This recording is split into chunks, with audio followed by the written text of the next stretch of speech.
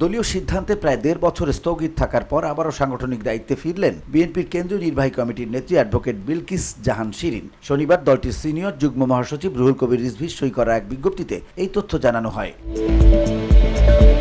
বিজ্ঞপ্তিতে আরও জানানো হয়, ২০২৪ সালের ১১ আগস্ট তার উপর আরোপিত দলীয় সব পদ স্থগিতাদেশ প্রত্যাহার করা হয়েছে। ফলে শিরিন আবারও বরিশাল বিভাগের সাংগঠনিক সম্পাদক হিসেবে দায়িত্ব পালন করবেন।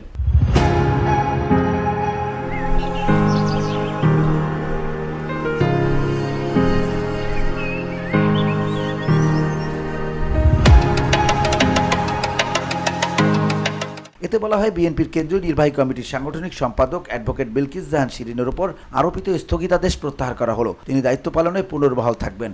দলীয় সূত্র বলছে, স্থগিতাদেশের সময় তিনি আনুষ্ঠানিকভাবে কোনো সাংগঠনিক কার্যক্রমে ছিলেন না, তবে মাঠ পর্যায়ের বিভিন্ন নেতাকর্মীর সঙ্গে যোগাযোগ বজায় রেখেছিলেন। VOD Bangla news desk.